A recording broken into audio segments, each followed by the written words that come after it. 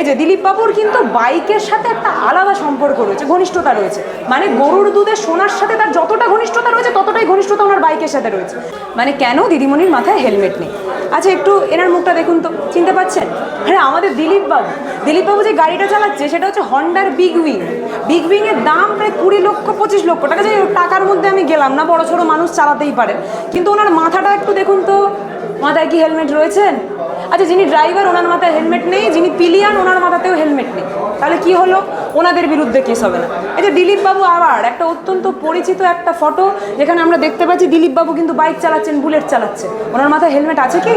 পিছনে পিলিয়ানের মাথায় হেলমেট আছে কি? ওনার বিরুদ্ধে কটা কেস গেছে। তার পাশাপাশি এই যে বিজেপির আর এক নেতা দেখতে পাচ্ছেন, গলায় মালাটা কিন্তু ঠিকভাবে একদম পয়েন্ট টু পয়েন্ট পরে নিয়েছে, কিন্তু মাথায় হেলমেটটা পড়তে ভুলে গেছেন। এটা ভুলে গেছেন তো গেছেন। ওনাদের জন্য এইসব শাসন, এইসব আইন ফাইন চলে না, যত সব আইন আমাদের জন্য চলবে। বিভিন্ন এই যে দিলীপ বাবুর কিন্তু বাইকের সাথে একটা আলাদা সম্পর্ক রয়েছে, ঘনিষ্ঠতা রয়েছে। মানে গরুর দুধে সোনার সাথে তার যতটা ঘনিষ্ঠতা রয়েছে ততটাই ঘনিষ্ঠতা ওনার বাইকের সাথে রয়েছে। তাই ওনাকে নিয়ে কোনো প্রশ্ন তুলবে না কেউ, কোনো পুলিশ প্রশাসন ওনার বিরুদ্ধে কেস করবে না। যা সব কেস হবে আমাদের উপর হবে। তা ঠিক আছে, আমি তো বলে দিয়েছি, আমি অলরেডি ডিক্লেয়ার করে দিয়েছি, দিলীপ বাবু যতটা পেনাল্টি দেবেন, আমি ওই একটা বাইক হেলমেট সমেত চালিয়েছি।